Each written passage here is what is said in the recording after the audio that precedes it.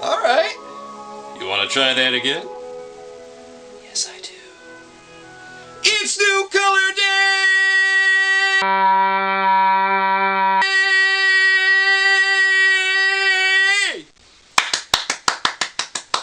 Bravo! Thanks, Soulkeeper. You're always so nice to me. Today's new color is Winsor Newton Cerulean Blue. And guess what? I already have it on my palette! My Whiskey Painter palette, that is. I really need to stop being so impatient. But anyway, let's get to it!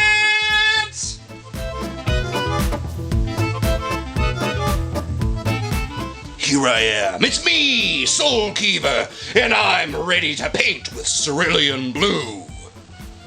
But before I do, there's a few things I want to discuss about this new series.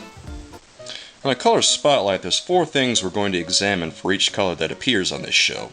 We're going to look at the color and its mass tone, its visual and mixing complements, and the color mixed with every color in the secondary palette. So, primary yellow, secondary orange, primary magenta, secondary blue, primary cyan, and then secondary green. And following that cursory examination, we're going to take a look at the color in a practical setting. So I'm going to use whatever color we're dealing with on a doodle of my own creation. And if that sounds awesome, that's because it is. Anyway, enough yakking, let's get to Cerulean Blue. Cerulean Blue is a very thick blue with a lot of body.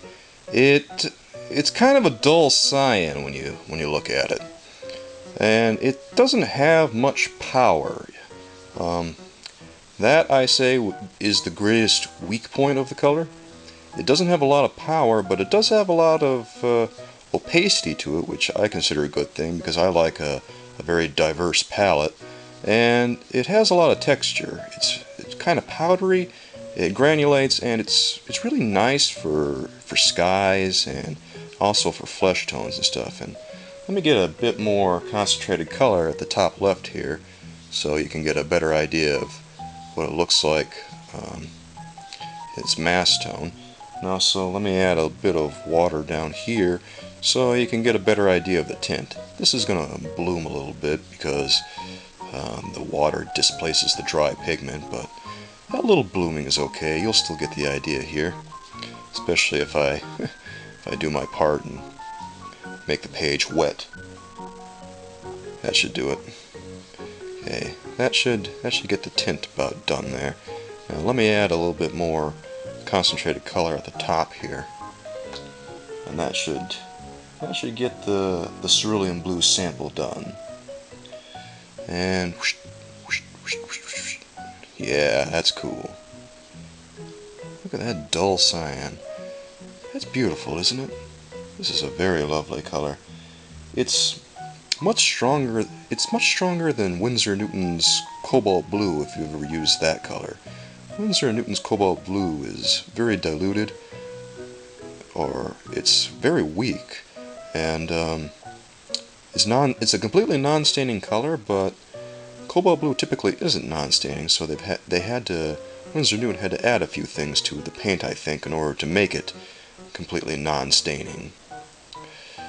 This color stains a bit more. It stains a bit more. Let me get a paper towel so I can show you what I'm talking about here. Oh, look at that powdery texture. Alright, let's lift a little of it down here so I can show you how it stains. See, it doesn't really come up quite as well as you might hope for lifting. But it does alright. This is very nice for clouds. It mixes with other blues very well for very textured atmospheres. And I think this is about good for the Cerulean Blue sample. So far I can say I really like this color. It's got a lot of texture, which I really like in my colors, and it's a little greener than Cobalt Blue, which is nice, because Cobalt Blue, a lot of them can be a little close to ultramarine, and this doesn't have that vibe at all. This is more along the lines of a dulled down phthalo blue. And if you've ever used phthalo blue, you know that the color can be a little... it's a little punchy, we'll put it that way. And this does the job pretty well in place of it, although sometimes you want that transparency. And if you want transparency, this probably isn't the color to go to, but for all that pigment texture, I'm loving it. Let's take a look at its complements, and then we'll get to mixing it with all the basic colors. It'll be awesome. It's gonna be great.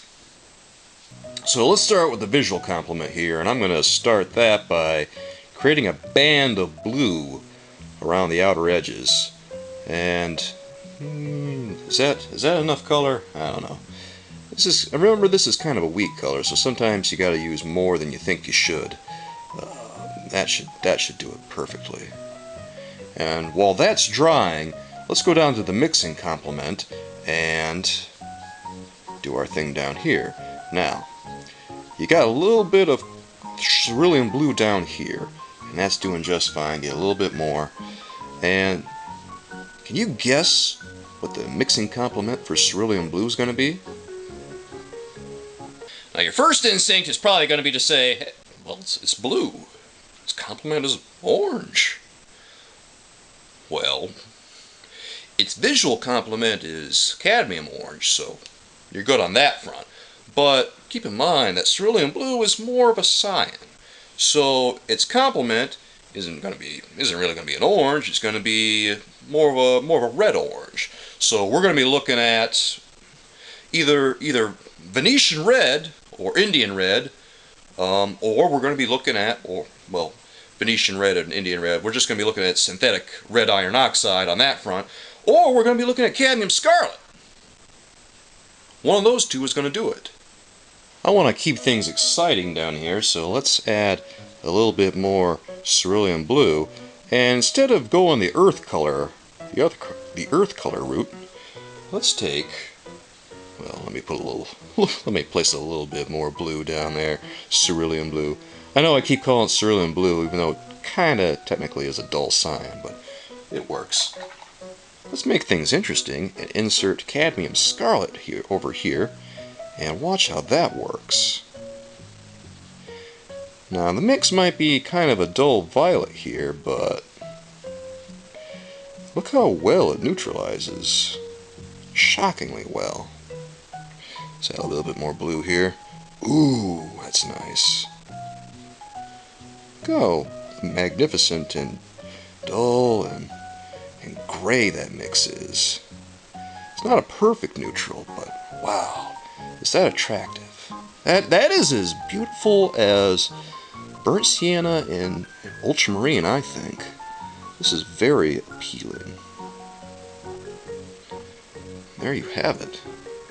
Let's add a little bit more cadmium scarlet to it, just to make things a little bit more interesting. And a little bit more.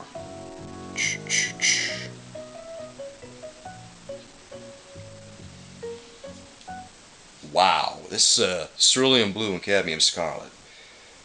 What a mix, man. This is a combo I'm going to be using a lot in the near future, because you combine the two and you got that immediate flesh tone, or the steely dark grays and the moody blues and all that wonderful color that you get from mixing two opaque colors. And who would have thought from two opaque colors you'd get that? Which just goes to show, sometimes you gotta toss aside your preconceived notions of watercolor and just roll with it. Yeah. But let's go back to this mixing complement and see how cerulean looks with cadmium orange. Okay, I got some cadmium orange and dropping it right in here. Ooh, look at that vibration. Oh wow, that.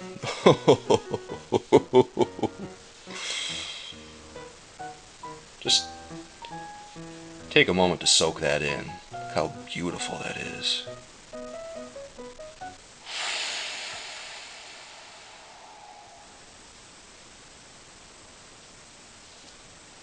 I defy you to tell me that cadmium orange against cerulean blue isn't one of the most beautiful things you've ever seen. you got to try that color combo. Yet you have to, because man, it is tops. Tops. Anyway, let's take cerulean blue and let's mix it with all the basic colors in the secondary palette, and then we're going to burn through those real quick because I want to get to the painting, and then after that I'll give my final thoughts about this color. In the first square, I'm going to start out with Mission Gold's Green Gold, and that's Nicolazo Yellow. So here's the color right here.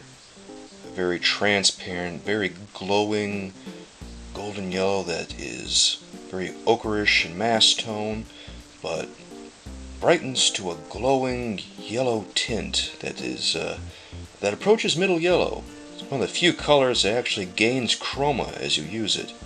It's a fascinating color. It's really growing in popularity among watercolorists too. You should really try the color if you haven't already, and I wholeheartedly recommend Mission Gold's version.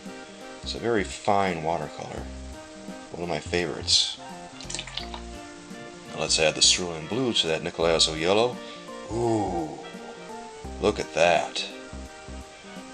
Look at it disperse. And what do we get out of it here? We get a nice, we get a very modest green.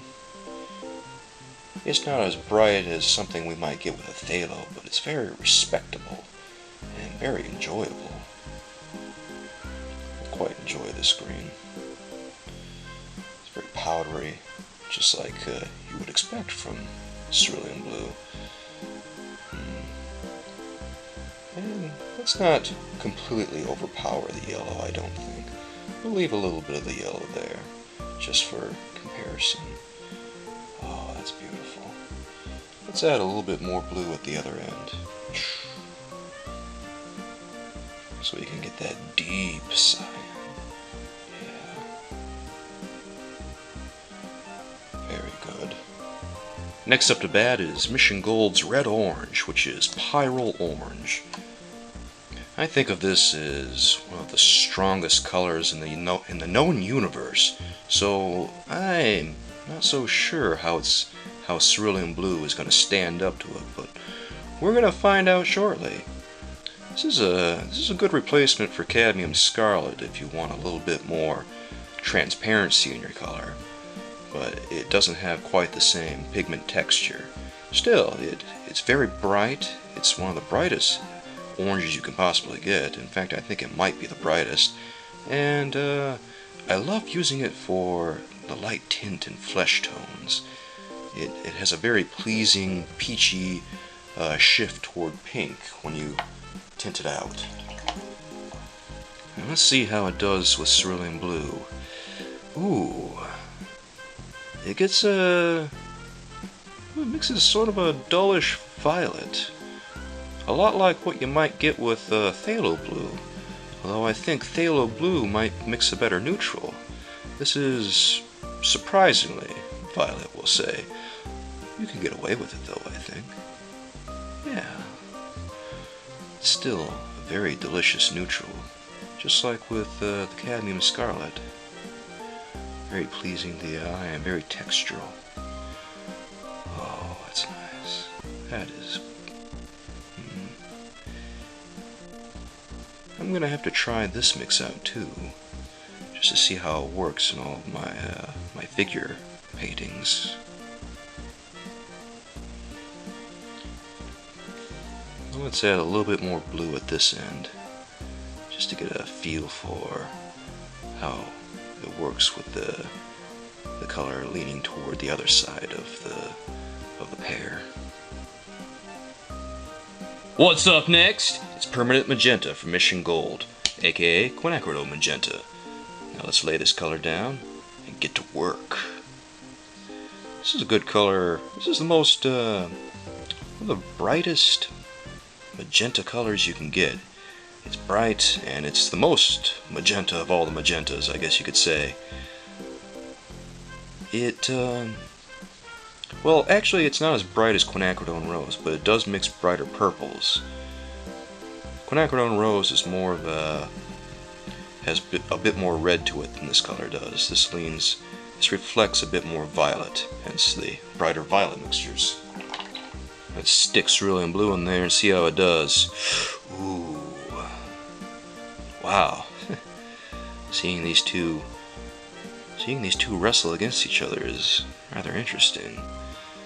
The violet mixture that you get from this one is pretty dull, which is to be expected because the color does lean farther towards cyan, but it's duller than I thought it would be.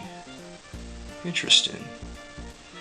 Right now we're getting kind of a blue color from this, not strictly violet or anything like that. Wow, that's amazing. Let's add a bit more cerulean. There. Throw that down at that end. And that'll be good for now. Now Mission Gold's Ultramarine Light is coming to visit, and that's Ultramarine Blue. Let's put them down right here. Whoosh, whoosh, whoosh. This is pretty fast, isn't it? This is the fastest little brushing I've ever done in a long time. And take a little bit of that cerulean. Let's see what he looks like with ultramarine.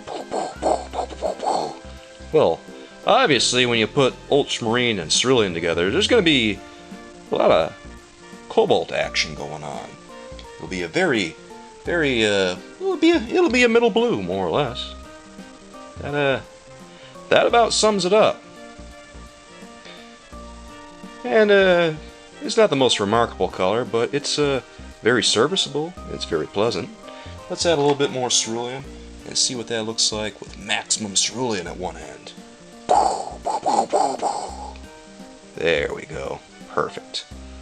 Guess who's next? Oh, you know who's next. It's Cerulean Blue from Mission Gold, which is just phthalo blue green shade. Let's lay him down. Whoosh, look how punchy that is. Just like I said earlier. Feels like I just dipped my brush into Kool-Aid. And he's standing up, he's crashing into the wall, he's hitting me with all kinds of his sugary, water flavor. And now I got the raspberry flavor, the blues raspberry, that's just slapping me around. That's what phthalo blue feels like whenever I use it. Phthalo blue is pretty famous for not having any texture, but let's fix that. Texture, let there be, with cerulean blue. And as you can see, it's not really doing much because they're more or less the same hue. So all it's really doing is dulling down the phthalo blue a little bit and adding a little bit of granulation, which is all right in my book. Let's add a little bit more cerulean to this end, and we can move on to phthalo green. There, that's good. The last guy to play is Bamboo Green from Mission Gold, which is phthalo green yellow shade. So, here he is, looking bright as ever. The greenest green you can possibly green. Oh, this is a wonderful color. If you ever want to use a phthalo green that stains a little less, and by a little I mean a smidge, this does stain a little less than regular old phthalo green blue shade. Don't get too excited though, because it still stains, just marginally less. Now, Mr. Phthalo Green Yellow Shade, what do you look like? What do you look like, I should say, with a little cerulean blue? Well, let's find out. Well, you create a beautiful turquoise. A muted turquoise, but still beautiful. Ooh. I like what you're doing there.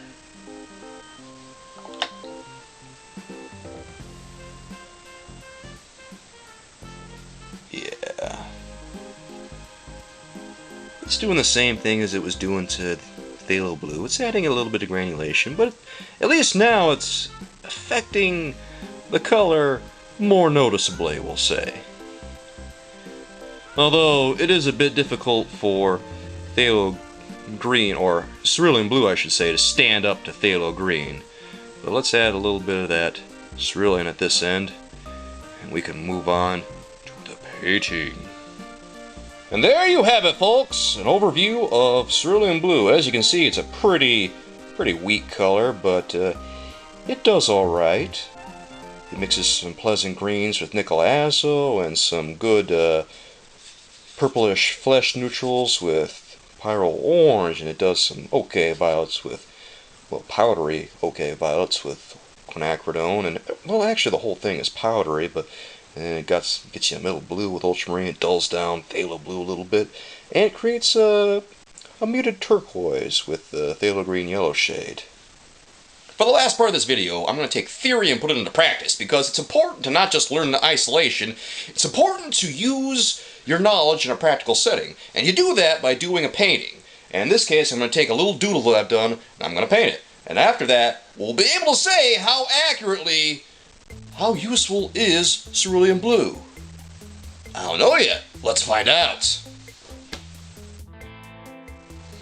This is an interesting piece that I whipped up after I started thinking about my time in school and how I didn't really feel like I was being listened to so much as talked at, and whenever that happened I always felt as though I was being interrogated, and so that's what I think of this as, is sort of an interrogation scene.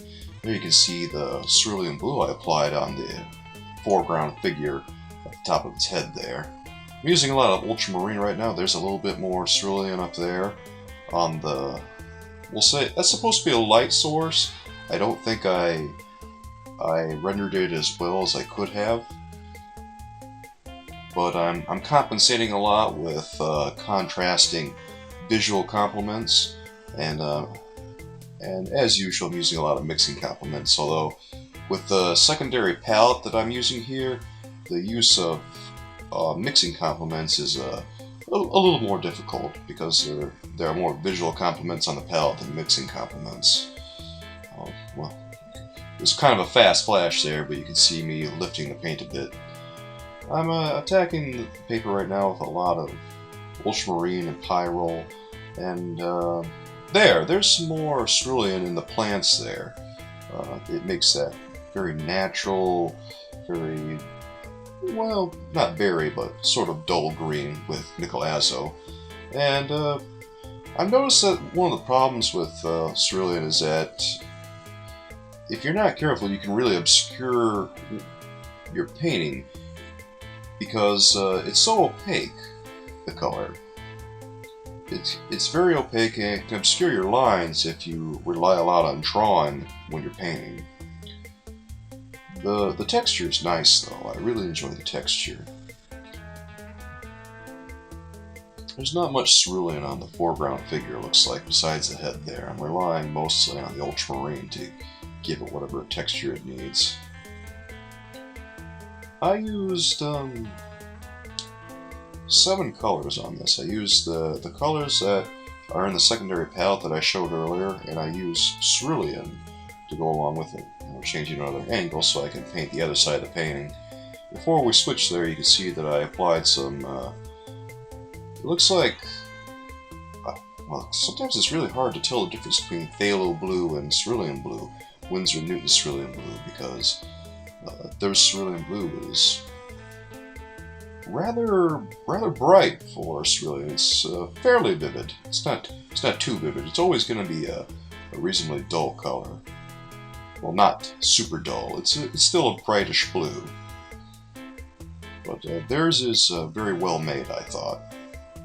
Okay, that is definitely phthalo blue, and that is definitely phthalo blue as well. I'm applying cerulean on the shadow side of those bars there.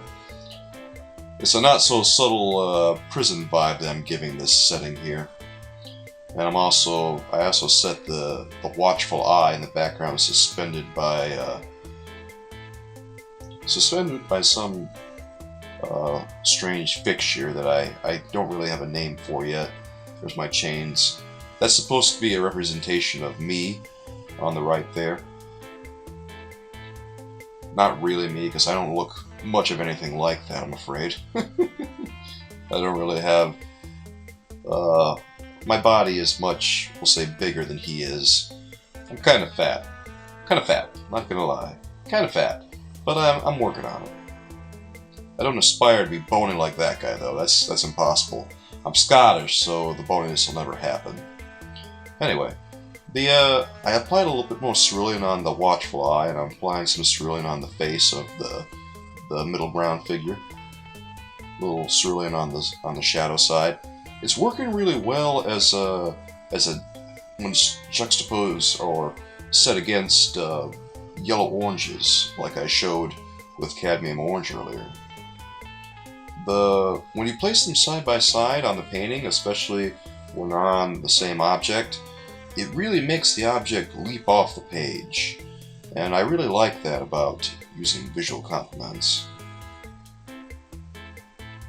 It's a difficult technique, but if you can make it work without getting the two mixed together so that it creates the non-neutral color, because visual complements don't mix neutrals well, then you can do some really wonderful things with them. It doesn't seem like I'm relying too much on cerulean at this point.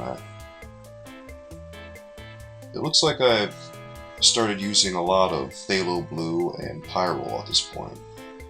Judging by the darkness and transparency of the colors, yes, that's definitely what I've done. Pyrrole and phthalo blue. They make a very good dark. It's not a perfect dark, but it's a near neutral, and it works well for all those black areas that you need to lay down. If there's one weakness about this little doodle that I did, I would say that I might have overdone it with the phthalo blue and the pyrrole. I could have done more with my darks, I think. But this is just one of those cases where you live and learn. If I were to go back and do it again, I think I would use more ultramarine on the foreground figure, and I would rely a lot on that to separate him from the background materials. And I might use darks with a different bias and a warm bias as opposed to a cool bias to make some things leap forward and some things recede. I like using warm darks to make foreground figures pop out, and I like using cooler darks to make background items recede. It's strange because I don't usually think of things in terms of warm and cool, but when it comes to darks, it's the most convenient way to refer to things. It looks like I'm just refining things at this point. Cerulean blue isn't sort of color you turn to when you're placing the final touches on the painting. I've noticed that cerulean is better served as a general mixing color during the preliminary color mixing stages. Well, that sounded awfully silly, didn't it? But it's good for your mixing your flesh tones, and it's good for your skies, and it's good for adding any texture to whatever items that you want. But when it comes to refining your work and your final touches, the transparent colors are better suited to that work, like phthalo and Prussian and pyrrole, and the entire litany of transparent colors. Opaque colors are typically better for the base work. That's a good way of putting it. This is sort of a weird drawing, I know, but I like doing drawings like this. They make me feel more creative, and I feel more fulfilled doing them. And I really enjoy doing this piece, and I hope to return to it soon. And here we have the final drawing, or the final painting.